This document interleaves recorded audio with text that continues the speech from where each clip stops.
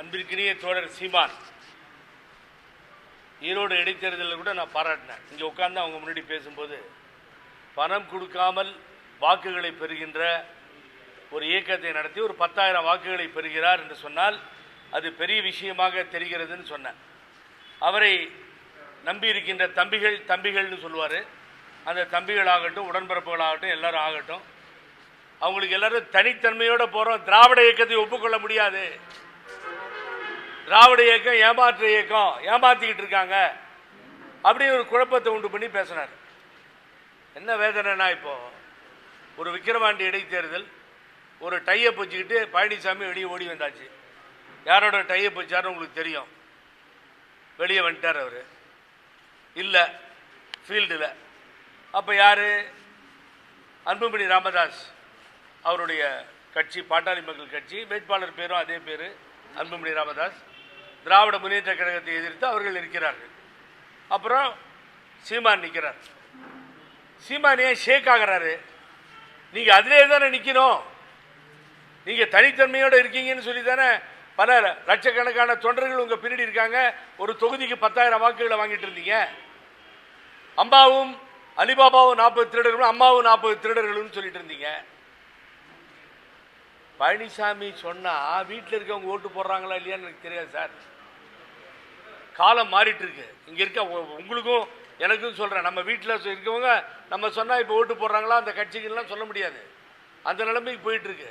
அதில் பழனிசாமி சொன்னால் எழுத்து தான் ஓட்டு போட்டுட்டு இருக்காங்க ஜனங்க. இதையே புரியாமல் அவரை பழனிசாமிகிட்ட ஆதரவு கேட்டால் சீமா நிலைப்பாட்டிலிருந்து எப்படி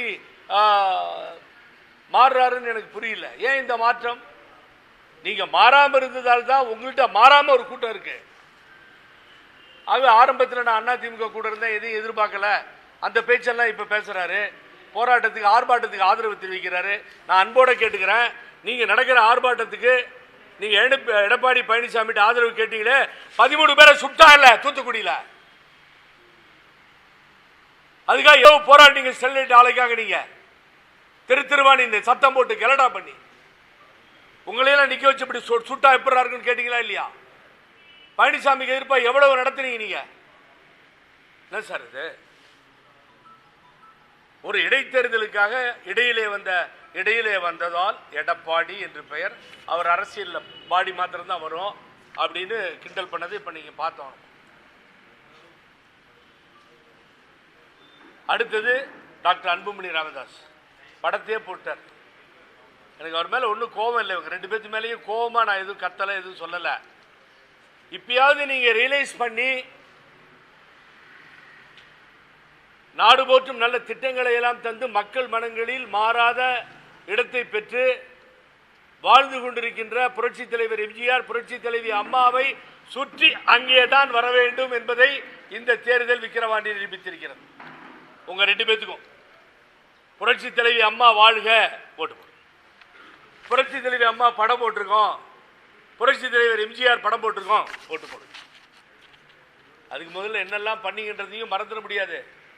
நான் வேதனையோடு, எனக்கு ஒன்றும் அவர் மேலே கோபமே இல்லை. 2 பேர்த்து மேலே எனக்கு அவங்கள அன்போடு பார்க்கிறேன், நண்பர்களாக நினைக்கிறேன். தவறாக நினைக்காதீங்க.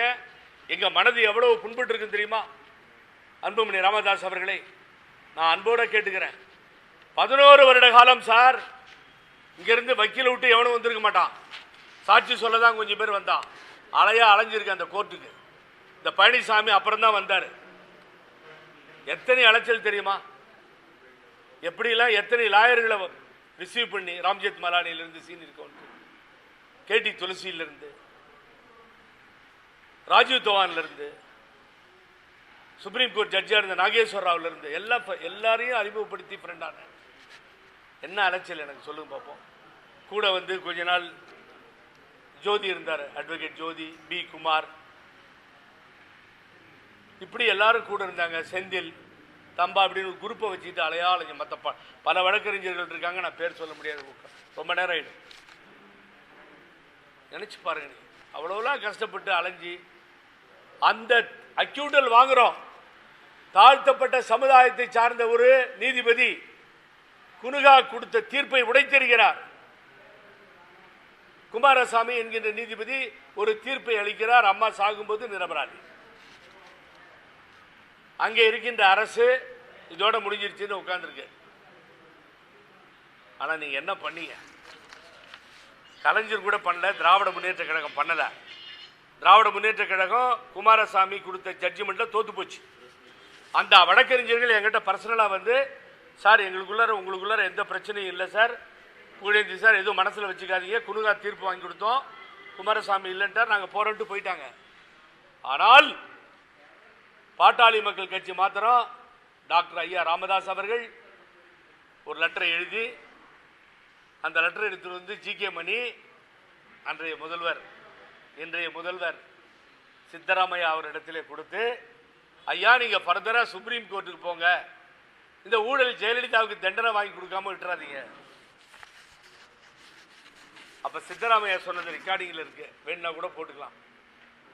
காவேரி டிஸ்பியூட் தவிர ஜெயலலிதா கிட்ட எங்களுக்கு எந்த விதமான முரண்பாடு வித்தியாசம் இல்லை, தகராறு இல்லை, எதுவுமே இல்லை, ஒன்லி காவேரி டிஸ்பியூட்.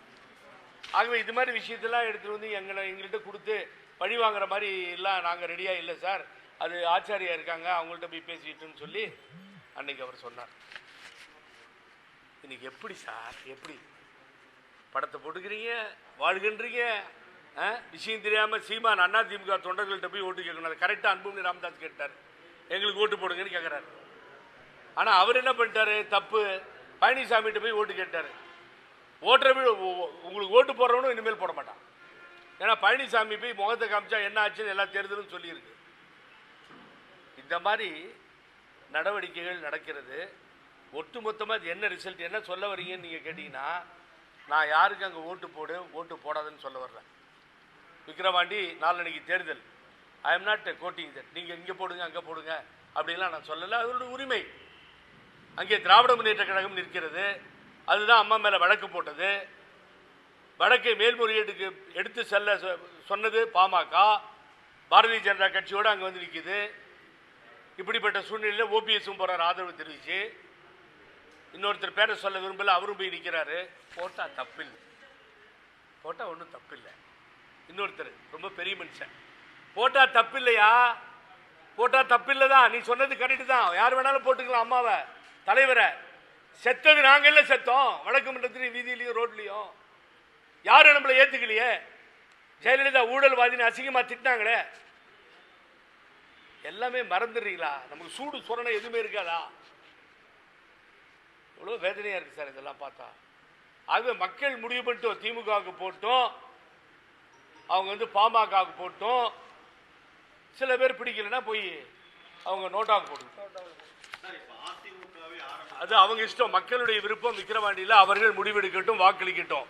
ஒன்ன சொல்றேன், நீங்க கொஞ்ச நேரம் கழிச்சு போய் எடப்பாடி பழனிசாமியை பார்க்க போறீங்க சார், கேளுங்க, தயவுசெய்து இந்த கேள்வியை கேளுங்க. 84,000 வாக்குகளை விக்கிரவாண்டியில் அனைத்து இந்திய அண்ணா திராவிட முன்னேற்ற கழகம் பெற்றிருக்கிறது. வெற்றி பெற்ற திராவிட முன்னேற்ற கழகம், என் பேர் கொண்ட நான் புகழேந்தி 94,000 வாக்கு, கிட்டத்தட்ட 9,000 தான் டிஃபரெண்ட். யாருக்கு அடமான வச்சு விட்டு கொடுத்த நீ? புகழேந்தி சொன்ன பின்னாடி இப்ப ஆய்வு தலைமை கழகத்தில் உட்காந்து, இதை நான் தான் சொன்ன, உனக்கு ஆட்சி மன்ற குழு கிடையாதா, தோத்ததை பற்றி ஆராய்ச்சி பண்ண மாட்டியா அப்படின்னு. அவர் தெருவில் போகிறவங்கன்றாரு. நாங்கள் பரவாயில்ல, தெருவில் போனால் தான் ஆட்சி அமைக்க முடியும், தெருவில் போனால் தான் ஓட்டு கேட்க முடியும், தெருவில் போய் கை காலை பிடிச்சாதான் ஜனங்ககிட்ட அப்ரோச் பண்ணி கொள்கையை கோட்பாடை சொல்ல முடியும். தெருவில் இருந்து பிறந்து வளர்ந்தது தான் கட்சி. நீ பெரிய ஏசியில் பிறந்த மாட மாளிகையில் இருந்த வாடே, உனக்கு ஒரு மரியாதை. என்ன பண்ணுறது, வேறு வழி இல்லை, ஒருங்கிணைக்கணும் அப்படின்னு உட்காந்துட்டோம். நான் ஜேசிடி பிரபாகரனும் கேசி பழனிசாமியும் ஒரு கண்ணாபின்னு வாயில் வந்து பேசினீன்னா ஒரு வேற வழி இல்லை எனக்கும். நீ வந்து இப்ப கவனிச்சுக்கோ, ஆண்டிப்பட்டின்ற புரட்சி தலைவி அம்மா போட்டியிட்ட, புரட்சி தலைவர் எம்ஜிஆர் போட்டியிட்ட, எஸ்.எஸ். ராஜேந்திரன் அவர்கள்லாம் போட்டியிட்ட வரலாறு படைத்த தேனி இதில் இருக்க ஆண்டிப்பட்டி தொகுதியில் சார் ஒரு ஓட்டு சார் பூத்தில், நம்புறீங்களா? ரெட்டை இலைக்கு விழுந்த ஓட்டு ஒரு ஓட்டு, 2 ஓட்டு, 3 ஓட்டு, 4 ஓட்டு, 5 ஓட்டு, 6 ஓட்டு, 7 வரைக்கும் 7 பூத்துல இப்படியே போயிருக்கு சார். உண்டா சார், சொல்லுங்க பாப்போம். பழனிசாமி என்ன சார் நியாயமா பேசணும் இல்ல? இன்னைக்கு சார், இன்னைக்கு நான் பதிவு பண்றேன், இந்த சின்னமும் போயிடுயா, உனக்கா எனக்கான்ற தகராறு இல்ல. நீ பாரு, சின்ன ஆட்டோமேட்டிக்கா அடுத்த எலெக்ஷன்ல போயிடும். ஏன்னா உன்னால செக்யூர் பண்ண முடியாது. என்னன்னு கேட்டா கன்னியாகுமரியில 45,000 ஓட்டு மொத்தமா வாங்கியிருக்கிறது, புதுச்சேரியில 25,000 ஓட்டு வாங்கியிருக்கு. The recognized state recognised registered party அப்படின்னு சொல்ற பார்ட்டி ஓட்டு குறைஞ்சதுன்னா ஆட்டோமேட்டிக்காக சிம்பிள் போயிடும். நீயே உன்னுடைய தலைமையை இருந்தால் சிம்பிள் போயிடும். விளவங்கோடில் வெறும் 5000 ஓட்டு. என்னங்க திருநெல்வேலியில் 1,00,000 கீழே சொல்லுங்க பாப்பா. இப்படி தான் போயிட்டு இருக்கு நிலைமை. இப்போ புத்தி வந்து ஆய்வு பண்ணுறேன்ற. நான் என்ன சொல்கிறேன், இது கட்சி எந்தோ இல்லை. எனக்கு ஒன்றும் போஸ்டிங்லாம் வேணாங்க. எவனோ ஒரு முட்டா பையன் பார்த்தேன் சார், முந்தானேத்தி பேசுகிறான், எவனோ ஒருத்தன் லூசு பையன். இல்லை இவங்க 3 பேர்லாம் அந்த ஒருங்கிணைப்பு குழுலாம் அமைச்சு அப்படியே பழனிசாமிகிட்ட நான் போக மாட்டேன் சார். பழனிசாமிகிட்ட எனக்கு தேவையில்லை சார், வீட்டுக்கு போகிறேன். எனக்கு வந்து அம்மா தலைவர்ன்ற ஃபோட்டோ இருந்தால் போதும். பொது வாழ்க்கையில் சொல்லிட்டு போயிட்டே இருப்பேன். எனக்கு எம்எல்ஏ எம்பினா என் தாய்கிட்ட கேட்டு என்றைக்கோ வாங்கிட்டு போயிருப்பேன். நான் கடைசியாக அதை கொடுக்குறேன்னு சொன்னாங்க, ஆஸ்பத்திரிக்கு போனாங்க, இறந்துட்டாங்க. இப்படியே தான் என்னுடைய வாழ்நாள் போயிட்டு இருக்கு. எந்த நாய்கிட்டையும் கை நீட்டி நான் காசு வாங்கினதே கிடையாது. என்ன மன்னிக்கணும் தயவுசெய்து இந்த வார்த்தையை சொல்கிறேன்னு சொல்லி. எந்த மந்திரிகிட்டையும் எந்த வேலையும் பண்ணிட்டதும் கிடையாது. இந்த பழனிசாமி கேளுங்க, கான்ட்ராக்ட் ஏதாவது வாங்கியிருப்பேனா? 30 வருஷமாக நான் ஃப்ரெண்டு பழனிசாமிக்கு. இன்னைக்கு நேற்று இல்லை, பால்வள தலைவர் அப்படிங்கிற பதவி அம்மா கொடுத்த அன்னைக்கு 25-30 வருஷத்துக்கு முன்னாடி 2 பேர் தான் இருக்கும் அப்பாயின்மெண்ட்ல ஈவினிங். உங்ககிட்ட என்னைக்காவது வந்து ஒரு உதவி கேட்டிருக்கேன் நான் பழனிசாமி? நான் கிடையாது, சரித்திரத்தை கிடையாது. காசு கேட்டு என்னுடைய தாய் அம்மா கிட்ட ஆகட்டும், வேற யார்கிட்ட எந்த லீடர்ஸ்ட் ஆகட்டும் கிடையவே கிடையாது. அதுதான் என்னுடைய நிலைமை. ஆகவே இப்படிப்பட்ட சூழ்நிலை சார். இப்ப கட்சியை தோற்றுவித்த வளர்த்த எம்ஜிஆர் ஜெயலலிதா படத்தை யார் வேணுமாலும் போட்டுக்கான நிலை இருக்கும்போது அதிமுக நிலை சார் ஒண்ணுமே இல்லை சார். இது வந்து என்னன்னு கேட்டீங்கன்னா, இது மொத்த தவறும், இந்த மொத்த தவறும் பழனிசாமியை சாரும். எதுக்கு களத்தை விட்டு கொடுக்குறீங்க? அப்புறம் எதுக்கு நேற்று வந்து அவங்க சாப்பாடு போடுது டிஎம்கே அல்ல, அந்த இழவு வீட்டில் நிற்கிற மாதிரி நிற்கிறான், பக்கத்தில் இருக்குவான். ஒருத்தரும் சிரிச்சுட்டு ரசிக்க மாட்டேங்கிறான், இவர் மாத்திரம் கத்துறாரு. அங்கே வந்து பணம் கொடுக்க போகிறாங்க. ஏன் உனக்கு தான் விட்டு இதை பார்த்தா விட்டு வெளியில் வந்துட்டிய? அப்புறம் ஏன் அந்த கேள்வியெல்லாம் கேட்டுட்டு இருக்க நீ? ஏன் இந்த கேள்வியெல்லாம் கேட்குற நீ? அதான் அந்த களத்திலிருந்து வெளியே வந்துட்ட. அவன் காசு கொடுத்தா என்ன, ஈரோட்டில் நீ பண்ண மாதிரி பண்ணா என்ன, ஆம்பளையா இருந்தால் ஒண்டி கொண்டி வான்னு நீ சத்தம் போட்டு அசிங்கம் பண்ணிய எலெக்ஷன் கமிஷன் வேடிக்கை பார்த்து அப்படி பேசன்னா விட்டுறல, விட்டு கொடுத்தாச்சு. ஆகவே தலைக்கணும் சுந்தரேசன் வயிறு. நமக்கு எல்லா ரிப்போர்ட்டர்ஸுக்கும் சொல்கிறேன் சார், இந்த கட்சி அழிஞ்சு போயிட்டே இருக்கு சார். இந்த கட்சி அழிஞ்சு போன பின்னாடி என்ன சார் இருக்கும் மீதி நம்மகிட்ட? எல்லாரும் ரெடி சார். நான் இன்னைக்கு ஓப்பனாக சொல்கிறேன், அவங்க சின்னம்மா தயார், அண்ணன் ஓபிஎஸ் தயார். இது மாதிரி இவங்க மாத்திரம் ஒருங்கிணைக்கிறது இல்லை, தொண்டர்கள் எடப்பாடி பக்கத்தில் இருக்க தொண்டர்கள் தயார். நாங்கள் விட்டுற மாட்டோம். நீ உங்ககிட்ட கேட்கறது இல்லை ஒருங்கிணைப்பு. பல பேர் நினைச்சிட்டு இருக்கான் 3 பேர் சேர்ந்தா ஒருங்கிணைப்பு. இல்லை தம்பி, இல்லவே இல்லை. அது ஒருங்கிணைப்பு இல்லை. ஒருங்கிணைப்பு பட்டி தொட்டியெல்லாம் போகிறோம், ஒன்றியமா போகிறோம். இப்போ கஜேந்தர் இருக்கார் இங்கே மாவட்ட செயலர், இங்கே ஆனந்த் இருக்கார் அமைப்பு செயலாளர், இங்கே தினேஷ் இருக்கீங்க மாவட்ட செயலாளர். இப்படி நாங்கள் ஊரூராக போகிறோம் இணைப்புக்கு. கடைசியில் இணைப்புக்கு வழி விடலன்ற கெட்ட பேரோட நீ அரசியலிருந்து ஒழிய போற. நீ கொஞ்சம் யாரையும் சேர்த்துக்க முடியாது, அது பண்ண முடியாது, என்ன பண்ண சார். காளிமுத்து பேசினார் அண்ணன் காளிமுத்து, என்னை மன்னிச்சிருங்க ரொம்ப. எனக்கு காளிமுத்து எங்கள் வீட்டுக்கு வந்தீங்கன்னா பெரிய ஃபோட்டோ இருக்கும், ஏவுகணைகள் மாதிரி தமிழ் வரும். கருவாடு மீனாகாது, கறந்த பால் மணி புகாது, கிழக்கே உதிக்கும் சூரியன் மேற்கே உதிக்காது, காகிதப்பூ மணக்காது, ஜானகி அம்மாவை பார்த்தால் வணங்க தோன்றும். அடுத்த வார்த்தையை நான் சொல்ல மாட்டேன். அவரை கூப்பிட்டு பக்கத்தில் வச்சு சபாநாயகர் வச்சு அழகு பார்த்தவர் புரட்சி தலைவி அம்மா. ஒரு அம்மா குண்டூசியில் குத்திச்சு புரட்சி தலைவர் எம்ஜிஆர் பாடி இருக்கப்போ அந்த பொம்பளையும் கூட்டு அதுக்கு ஒரு அமைச்சரை கொடுத்தது அம்மா. எஸ்டிஎஸோட தகராறு, அவரை கூட்டு அமைச்சர் பண்ணி அழகு பார்த்தாங்க அம்மா. தம்பி வா தலைமை ஏற்க வான்னாரு பேரறிஞர் அண்ணா. அவருக்கு பின்னால் நாவலரால் முடியல, விட்டு கொடுத்தாரு. 2 முறையும் விட்டு கொடுத்தார். கலைஞருக்கு விட்டு கொடுத்தார், அம்மாவுக்கு விட்டு கொடுத்தார். கடைசியில் 400 ஓட்டு வாங்கினார். இவர்கிட்ட என்ன ஓட்டு, இவர்கிட்ட என்ன வெங்காயம் இருக்கு அப்படின்னு சொல்லி அவரை விட்டு கொடுத்துடல அம்மா. நாவலரை கூட்டு பக்கத்தில் உட்கார வச்சுட்டாங்க 2வது இடத்துல. ஏன் சார் இந்த பண்பாடு இவனுக்கு தெரிய மாட்டேங்குது? அங்க இருக்க யாரும் கேட்க மாட்டாங்களா? கூட இருக்கவங்க சூடு சுரணம் இல்லையா? இந்த கட்சி அழிக்குதியா? அடுத்த தேர்தலில் நாசமா போய் காணாம போயிடுவீங்க நீங்க. ஒரு வெங்காயம் எடுக்காது 26 அடி. யாருக்கும் அடிமையா சுத்துறானுங்க சார் பிஜேபிக்கு. இன்னைக்கு பாருங்க, அண்ணாமலை அழகா சொல்லிட்டார். எனக்கு அண்ணாமலை மேல ஒரே ஒரு கோபம். என்னோட நண்பர், அவர் நான் நேரில் சந்திச்சப்போ அப்படி ட்வீட் பண்ணாரு. ஆனால் அவர் மேலே என்ன எனக்கு வருத்தம்னு சொன்னால், ஐபிஎஸ் படித்தவர், கர்நாடகாவில் நல்ல முறையில் பணியாற்றி வந்தவர், எல்லாம் கரெக்டு. அவர்கிட்ட ஒரே ஒரு கேள்வி தான் கேட்குறேன் நான், வேறு ஒன்றும் கேள்வி ஜாஸ்தியாக. என்ன துரோகி? என்ன துரோகின்னு சொன்னாரு பழனிசாமி? நம்பிக்கை துரோகின்னு பழனிசாமியை தெரிஞ்சுக்கிறதுக்கு திரு அண்ணாமலைக்கு 2 வருஷம் ஆச்சா? இதில் வெளிநாடு வேற படிக்க போகிறோம். நீ ஒன்றுமே பண்ண வேண்டாம் சார். பழனிசாமி எப்போ பிறந்தார் வளர்ந்தார் அவரோட ஹிஸ்டரி எடுத்து பார்த்தீங்கன்னா அதுலேயே எல்லா அரசியலும் நீங்கள் கற்றுக்கலாம் சார். வேறு யார்ட்டையும் போக வேண்டிய அவசியமே இல்லை. என்ன கேட்டிங்கன்னா நான் பக்கமாக சொல்லுவேன். ரொம்ப அமைதியாக இருப்பார். நானாவது பேசுவேன், அவர் பேச மாட்டார். அன்பாக இருப்பார். புகழேந்தி என்னவார் பழனிசாமி அவ்வளோதான் அன்பாக இருப்பார். அவ்வளோ அன்பாக தான் பழகணும். அவருடைய நல்லது கெட்டது வீட்டில் என்னுடைய நல்லது கெட்டது எல்லாம் வந்து போயிட்டுருக்காரு. இவரு இப்படி பயந்துகிட்டு இருக்க ஒரு அமைச்சரை நான் பார்த்ததே இல்லை. அப்படி பயந்தாங்குழியாக இருந்தார் அம்மா இருக்க வரைக்கும். இந்த வீரம், விவேகம், கித்தாப்பு, தைரியம், கத்துறது, தப்பாக தமிழை பேசுறதெல்லாம் எங்கே வந்ததுன்னு எனக்கு தெரியல. அதான் பாரதிதாசன் சொன்னான், ஏமாந்த காலத்தில் ஏற்றம் கொண்டோன் புலிவேடம் போடுகின்றான் பொதுமக்களுக்கு புல்லளவு மதிப்பேரும் தருகின்றானோன்னா இவரு தான் அதுக்கு உதாரணம்.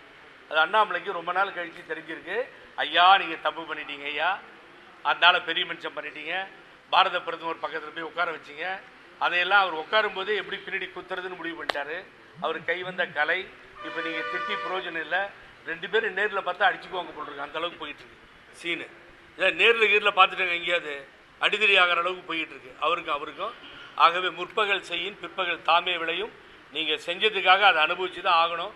வேற வழியே இல்லை. நான் அன்போடு கேட்டுக்கிறேன் அண்ணாமலையா, நிறுத்தாதீங்க. நீங்கள் துரோகின்னு சொன்னதோட நிறுத்திடாதீங்க. இன்னும் பல சீக்கிரட் உங்களுக்கு தெரியும். வெளியில் எடுங்க.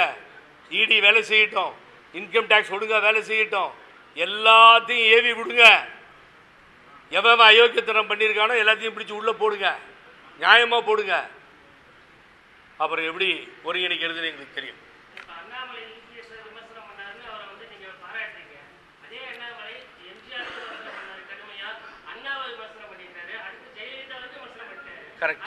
கரெக்ட். அதை எடுத்து பாருங்க. நான் நல்ல கேள்வி என்கிட்ட கேட்டீங்க. என்னுடைய தாயை விட என்னுடைய தாய் ஜெயலலிதாவின் தாய் 100 மடங்கு உயர்ந்தவர். ஜெயலலிதாவை விட என்னுடைய மனைவி 1000 மடங்கு உயர்ந்தவர் அப்படின்னு சொன்ன உடனே இதே மாதிரி பெரிய பிரஸ்ஸை கூட்டி இங்கே வச்சிருக்கேன் தரேன். வெளியில் நடமாடவே முடியாது அம்மாவை பற்றி பேசினான்னு சொல்லி மிக பெரிய அளவில் கண்டனத்தை தெரிவித்தது யாருமே இல்லை. புகழேந்தி என்னுடைய நிர்வாகிகளை உட்கார வச்சு ஒசூரில் பெரிய பிரஸ் மீட் பண்ணி பார்த்து நிதானமாக பேசுங்க தவறா. இன்றைக்கி சார் எனக்கு ரொம்ப மகிழ்ச்சி என்ன தெரியலாம், திரு அண்ணாமலை இருக்கட்டும், நண்பர் இருக்கட்டும், திரு அன்புமணி ராமதாஸ் இருக்கட்டும், சீமான் இருக்கட்டும், எல்லாரும் சேர்ந்து களத்தில் நின்று புரட்சி தலைவி அம்மா வாழ்க, புரட்சி தலைவர் எம்ஜிஆர் வாழ்க, அனைத்து இந்திய அண்ணா திராவிட முன்னேற்ற கழகத்தினுடைய தொண்டர்கள் வாக்குகள் வேண்டும், அந்த நிலைமைக்கு வந்துட்டாங்க. அதுதான் பெரியார் மண், அதுதான் பேரறிஞர் அண்ணா அவர்கள் இந்த ஆட்சி பீடத்திலே திராவிட இயக்கத்தை ஏற்படுத்திய பேரறிஞர் அண்ணா அவர்கள் உருவாக்கிய இயக்கத்தில் அவர்களை தலைமையேற்று வழிவந்த தலைவர்களை இன்றைய தினம் தேர்தல் களத்திலே வாழ்க என்று இந்த திராவிட இயக்கத்தினுடைய வரலாறு சொல்ல வைத்து விட்டது. நான் அன்போடு வேண்டி கேட்டுக்கொள்கிறேன்.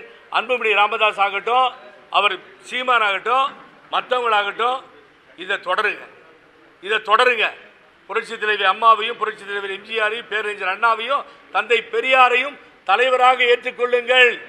அப்பொழுதுதான் தமிழ்நாடு உங்களை மதிக்கும், உங்களையும் ஏற்றுக்கொள்ளும்.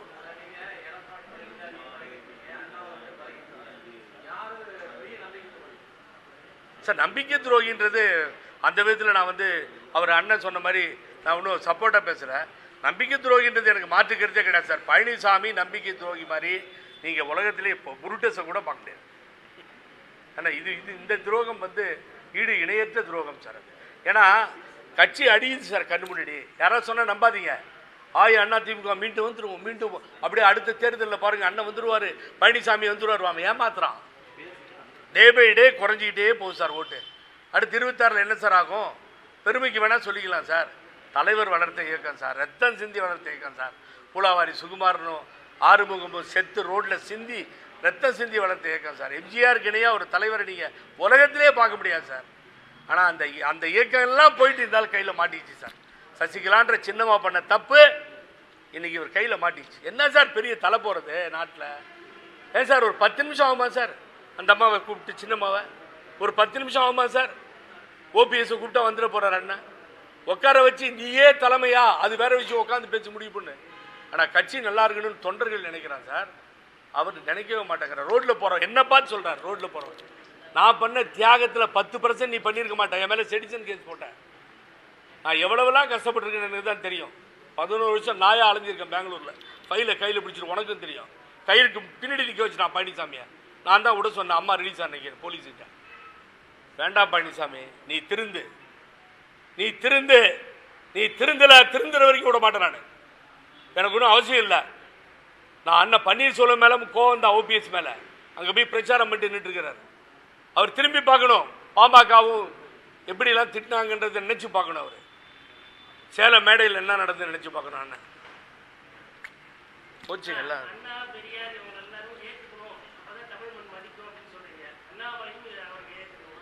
சார்? சார் அண்ணாமலை பெரியாரை கும்பிட்டு பெரியார் படத்தை வச்சுக்கிட்டு ரோட்டில் வந்தாதான் இங்கே பிஜேபி விரல் ஊணுதோ கால் ஊணுதோ அது நடக்கும். இல்லை நீங்கள் பெரியாரையும் அண்ணாவையும் இவங்க எம்ஜிஆரையும் அம்மாவையும் கலைஞரையும் இவங்களையெல்லாம் நான் வந்து ஒதுக்கி வைக்கிறேன்னு சொன்னால் இங்கே பப்பு வேகாதுன்னா அது நடக்கவே நடக்காது, அது ஆகாது. நேத்தி சொல்கிறாரு பழனிசாமி ஓட்டு ஏதோ ஒன்று பேசும்போது சொன்னார். இவர் தனியாக போய் நின்றுட்டார் ஓபிஎஸ், ரெட்டையில எய்த்து நின்றுட்டார் ஓபிஎஸ்.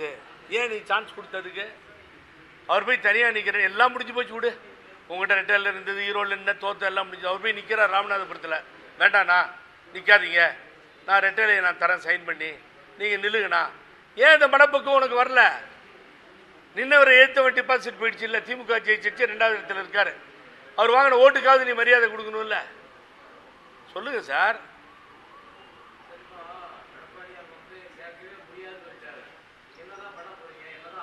அண்ணா என்ன கோச்சிக்காதீங்கண்ணே. அவன் அப்பா விட்டு சொத்து இல்லைண்ணே இந்த கட்சி.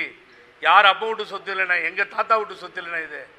அதனால் இந்த திமிரான பேச்சை விட்டுருண்ணே. யாரையும் சேர்த்துக்க மாட்டாங்க, முடிவு பண்ணிட்டோம் நாங்கள். என்ன புடுங்குது பொதுக்குழுவில்? ஏன்னா பொதுக்குழு இது, பொதுக்குழு காசு கொடுத்து வச்சிருக்கவனுக்கு பேர் பொதுக்குழுவா? புரட்சித் தலைவர் எம்ஜிஆர் வரும்போது போயா தூக்கி எறிஞ்சிட்டு பொதுக்குழு வேணா செயற்குழு வேணா, ஒரு எம்எல்ஏ தான் கூட வந்தார். ரோடாக போனார்ல தலைவர் மக்கள்கிட்ட. பொதுக்குழு வச்சுட்டாரான் கூட, பொதுக்குழு கூட்டிகிட்டு வா. மக்கள் மத்தியில் ஒன்றால் ஒரு இடத்துல ஜெயிக்க முடியல. உள்ளாட்சி போச்சு, சட்டமன்றம் போச்சு, நாடாளுமன்றம் போச்சு, எல்லாம் லைனாக போயிடுச்சே. இப்பயும் போச்சு. எலெக்ஷன் விட்டு வெளியில் ஓடி வந்து நிற்கிற. 2026 சின்னமும் போயிடும், ஓட்டு கம்மியாகி. அப்புறம் என்ன? அப்புறம் நான் இவரை சேர்த்துக்க முடியாது, அவரை சேர்த்துக்க முடியாது. கடைசியில் நீயும் உனக்கு எவனாவது பிஏ இருந்தால் தான் மீதி இருக்க போகிறீங்க, உங்கள்கிட்ட எவனும் இருக்க போகிறதில்ல. அதையும் சொல்கிறேன். அங்கே சார் உள்கட்சி கலவரம் வரப்போகுது 5-20 நாளில், எழுதி வச்சுக்கோ. நடக்க போதே இல்லை பாருங்க. அதை வச்சு தான் திருமதி வி.கே. சசிகலா சொல்கிறாங்க ஆல்மோஸ்ட் 90% முடிஞ்சிருக்குதுன்னு. அங்கே உள்கட்சி பிரச்சனை ஆரம்பிக்க போது நாங்கள் வெயிட் பண்ணிகிட்டே இருக்கோம். பழனிசாமி உன் மேலே தனிப்பட்ட கோவம் எனக்கு இல்லை, தயவு செஞ்சு ஞாபகம் வச்சுக்கோ. பல வருஷத்துக்கு முன்னாடி நீ பெங்களூர் வந்திருக்க, உன் வீடு கட்டுறப்ப கூட இருந்திருக்கேன். என்ன தெருவில் போகிறவன்னு சொல்லிட்டேன் நீ. அதுக்கு மெட்டீரியல் கூட எலக்ட்ரிக்கல் மெட்டீரியல் வாங்கும்போது நான் கூட இருந்தேன். என்னோட மாமனார் மாமியார் இருந்தப்போ கண்ணங்குறிச்சிக்கு வந்தேன். உன்னுடைய அப்பா அம்மாலாம் இருந்தப்போ கூட நின்னேன் நான். ஆனால் என்ன தெருவில் போகிறவன்ற, பழனிசாமி தெருவில் போகிறவன்ற, எக்ஸ்எம்எல்ஏ ஜேசிடி பிரபாகரன் தெருவில் போகிறவங்க, இந்த கஜா ஆனந்த் இது மாதிரி இருக்க ஃப்ரெண்ட்ஸு இதெல்லாம் பார்த்தா தெருவில் போகிற மாதிரி தெரியுதா தம்பி? ஆனவன் தலைக்கேறி நிற்கிது, இறக்கிக்கும். கூட இருக்க சீனியர்ஸாவது செம்மலை மாதிரி இருக்க அண்ணனாவது சொல்லும், தனியாக நின்று தேர்தலில் ஜெயிச்சவர் அவர். இப்படியா நீங்கள் ஜால்ரா அடிப்பீங்க? அடுத்த தலைவரே சாகர் வரைக்கும் இவர் தான் தலைவரா? இதெல்லாம் பக்கத்தில் இருக்க வேடிக்கை பக்கத்தில் தான் சார் இதெல்லாம் வருது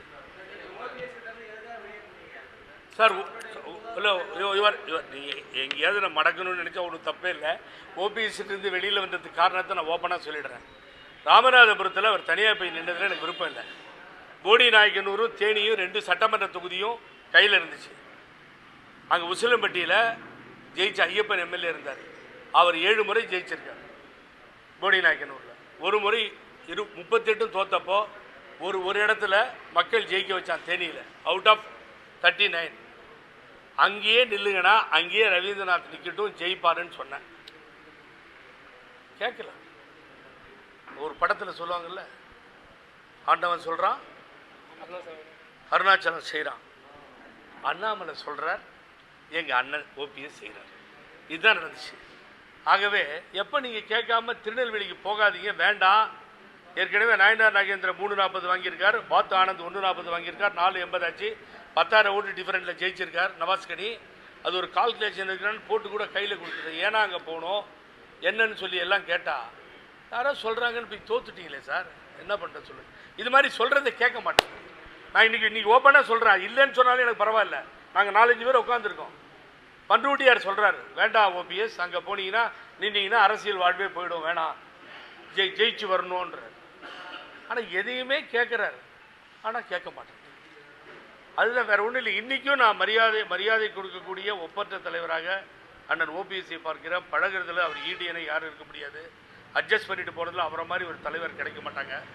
சில நேரத்தில் எடுக்கிற முடிவுகள் நடந்து வர பாதையில் பெரிய பாதிப்பு ஏற்பட்டு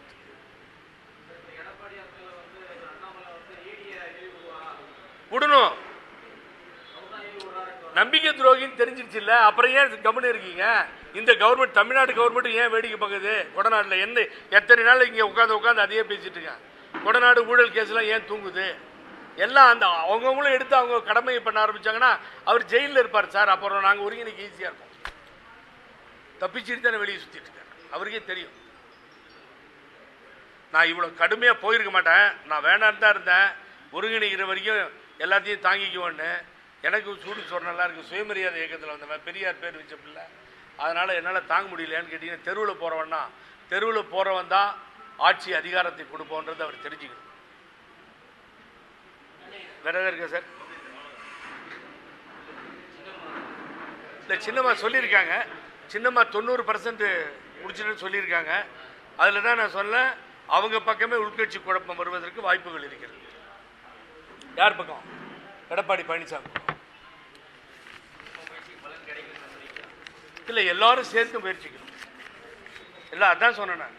அடிமட்டத்திலிருந்து, தொண்டர்களிலிருந்து, அடிமட்ட நிர்வாகிகளிலிருந்து கொடியை தூக்கி பழனிசாமி ஒற்றுமையா போன்ற குரல் தமிழகத்திலே விரைவிலே ஒலிக்கும்.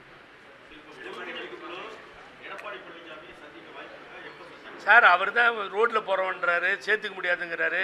இவெல்லாம் கட்சியில் இருக்கானான்றாரு. நான் ஏதோ பாகிஸ்தான்லேருந்து வந்த மாதிரியும், கேசி பழனிசாமி ஏதோ சைனாவிலேருந்து வந்த மாதிரியும், ஜேசிடி பிரபாகரன் ஏதோ ஜெர்மன்லேருந்து வந்த மாதிரியும் பேசிட்டு இருக்கிறார் சார். நான் பண்ண தியாகத்தை பழனிசாமி சொன்னார்னு செஞ்சிருக்காரு இந்த கட்சிக்குன்னு சொன்னால் ரிசிக்னேஷன் கொடுத்து நான் வெளியே போய்டுறேன். இனிமேல் பேசவே மாட்டேன். புகழேந்தி பண்ணியிருக்கிறதுலாம் இந்த கட்சிக்கு பழனிசாமி பண்ணுன்னு ஒரு 10 சொல்லிட்டா பழனிசாமி, நான் வெளியிலே போயிடுறேன். அரசியலே பேசலை.